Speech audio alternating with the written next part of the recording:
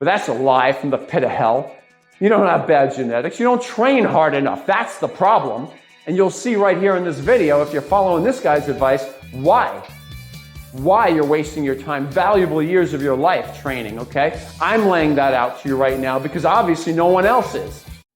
Okay, well, hi, I'm John Hart. Welcome back to Mr. America Hart. All right, today's show is going to be a good one. I am explaining to you why the 3 sets you've been doing in the gym, those 3 sets, what is it about them that just pretty much sucks? Why is it that your 3 sets of work that you're doing in the gym, in my opinion, is just not worth doing, and especially not the way you're doing it? Well, I'm going to use as an example who's considered, one of the foremost experts in the field. Brad Schoenfeld has in the field of hypertrophy. I know that he's written a book. I know that he's done some meta studies. I know that he's followed and done some research quite a bit in the field as well. So a lot of people consider him to be the expert. A lot of people consider him to be a researcher. And I'm only going off of what I saw in this one video. And I'm going to share this with you. And that is, if you're doing your 3 sets to the point where you are pacing yourself, meaning you got to do 3 sets.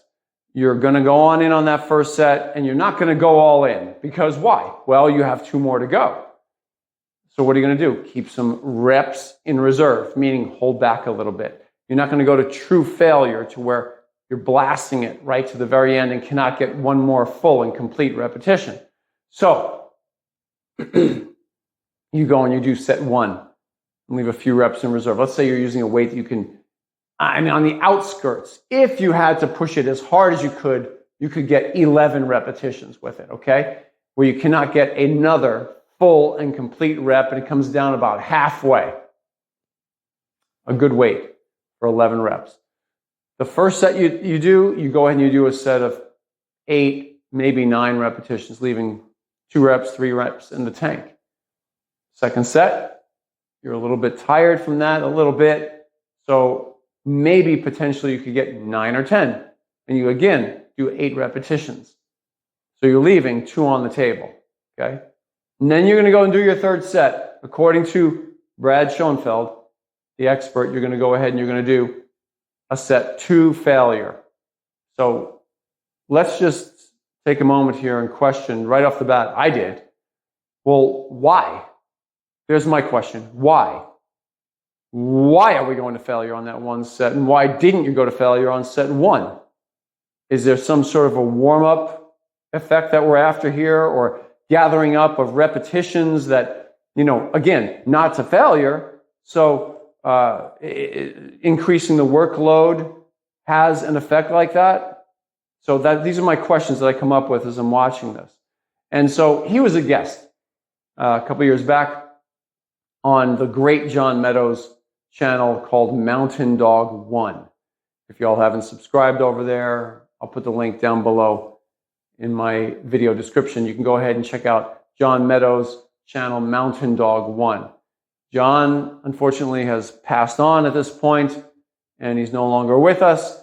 I did not know John, but I can tell you the reason why I really enjoyed watching his channel, and I would watch his videos, man, I'd really devour them, because he had a passion for bodybuilding, and it came across in all of his videos. It came across that he really enjoyed what he was doing. It came across that he was excited to work out. It came across that he wanted to learn new things on a regular basis. It came across that he was just that guy that no matter what, till the very end, he's going to be a bodybuilder, okay? Now, we all know he became an IFBB pro at one point. He was enhanced. He was not, he never claimed natty status or anything like that. He trained both naturals as well as enhanced bodybuilders, and would accommodate those routines for the naturals, which I really liked and appreciated, and I agreed with a lot of what he taught. So, having said all of that, John has Brad Schoenfeld, Dr. Brad, as a guest on his show, and Dr. Brad is going to take him through a scientifically based back workout. First exercise they have him doing is pull down. So they're working out together. Mountain Dog, John Meadows, is wearing the big red t-shirt, and he's going at it. Dr. Brad is explaining a little bit in this one piece. I'll put it up right now, where you'll hear him say that we're going to do 3 sets, and I believe they're on set number 2 at that point, and he's describing how they're going to leave 1 or 2 or more repetitions in reserve, okay? In other words, not going to failure on set 1 and set 2. So here we go. Listen to this.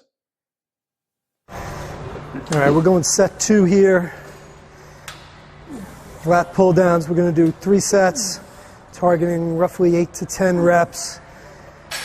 The first couple we're going to stop a little short of failure, probably 1 or 2 reps in reserve. So talking. And there it is, see? So they're going to do two sets not to failure, plus 1 to failure. So I again, it makes me wonder, well, the importance, the significance. What if they didn't do the 3rd set and they didn't take it to failure? Or if they didn't even bother not taking it, if they still did the 3rd set, but they only did it with still 2 or 3 repetitions in reserve, would that be still scientific enough to be, and Brad Schoenfeld in all of his research has concluded that it's better, the 3 sets, than doing just 1 set all out to positive failure at least. So he's concluded that in most of his studies, even though it was just fractionally, there was a fractional difference. So my question and my point being, here we are talking about doing 2 sets not to failure, plus 1 to failure. Well, I would contend that 1 set to failure that they did, if it was to failure, yeah, that was the one. That's the one. That's the one that, drives the nail through the piece of wood. That's the one that's going to go ahead and just, bang. It's going to light up the growth process. That's the one. That's the set. And without it, you do not have progress. Without it, you do not have the kind of progress you're looking for. Without it, you do not have something comparable or even fractionally better than just a single set to failure all on its own. So in some ways, it seems like it's a semantics game to me because, in high-intensity training, and I'm talking about the vast majority of high-intensity trainees, including myself, everyone from, Mike Mentzer, Dorian Yates, myself, everyone I've ever seen in the gym, and everyone I've ever read about their routines, Ian Duckett, my friend Ian in England, amazing physique as well, natural. And the thing that we all have in common is we do warm-up sets, and we always did warm-up sets. And it's stupid to jump into the gym and do a single all-out effort without warm-up sets.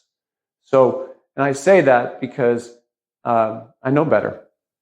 So, anybody who confuses HIIT, high-intensity training, with jumping in the gym and just doing 1 set to failure without doing any warm-ups doesn't know what they're talking about, okay? They don't know what they're talking about. HIIT, as it was originally intended and practiced, was not that. There were warm-ups involved, okay? So what Brad Schoenfeld has shown us right there in that video I just shared with you is he's shown us that in their 3 sets, 2 of them technically are kind of heavy warm-ups where you're doing, a few reps shy of failure, but technically somebody could have called those warm-ups.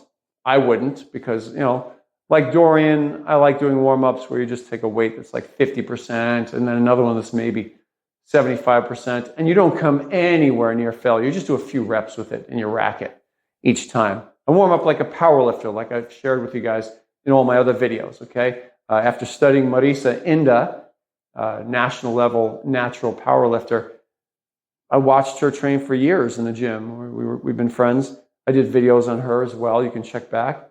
I watched her train and warm up to lift the heaviest possible weights. And she wouldn't do a pyramid where she would do 20 reps, 15, 10, 12, 10, or 10, 8, 6, 4, 2, 2, 2. No. when she was increasing the weight, she was doing less than 5 repetitions each time on a warm-up. She never did more than 5 repetitions or 8 repetitions max at certain times a year, but always, the majority of her year, under 5 repetitions, even on warm-ups. So like a powerlifter, and sometimes only 3, sometimes only 1, to let the body, the nervous system know what's coming. And that's it. So I don't want to get too off into the weeds right there about that whole warm-up-y thing, but the reality, it makes me go there, you know, because I don't appreciate, you know, all this stuff where there's this, you know, confusion between, well, what are you doing? You know, why bother doing those other 2 sets? You know, why don't you go ahead and give it a serious effort? Go all out and let it all hang out. And why does your 3 sets suck? Because a lot of you out there are just totally confused what Dr. Brad has taught. I heard him say with my own ears, I heard him say, we're going to do 2 sets, leaving a couple reps in reserve, and then we're going to do 1 to failure. And that's what they did. So if you're training that way, okay, at least you're getting, in my book, at least you're getting the 1 set to failure after giving 2 less than all-out efforts. I think you could do much better if you just skip the first 2 after you're warmed up, generally speaking, and just go all out. But that's my opinion.